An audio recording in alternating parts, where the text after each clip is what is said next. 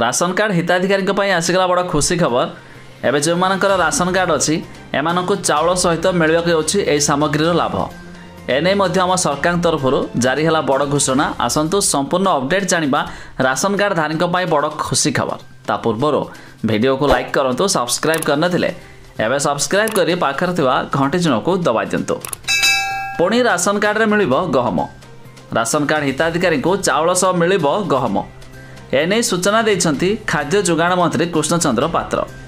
हिताधिकारी को मिलुथिबा चाउलर 20% गहम देवाकू खाउटी कल्याण मंत्री केंद्र खाउटी कल्याण मंत्री निकट में दाबी करिथिबा कहिसंती राज्य खाद्य जोगाण मंत्री कृष्णचंद्र पात्र। मंत्री कहिसंती ओडिशा लोकंक गहम पाई चाहिदा को दृष्टि रखी दाबी रखिछि। तबे पूर्वरु राशन कार्ड हिताधिकारी को मिलुथिबा गहम को बंद करी अधिक चाउल देवाकू केंद्र को दाबी करी गहम जोगाण को बंद करी दिया जायतिला। तबे सेबेकार बीजेडी सरकार गहम को बंद करी राशन कार्ड हिताधिकारी को केवल चाउल जोगाई देवाकू देउथले।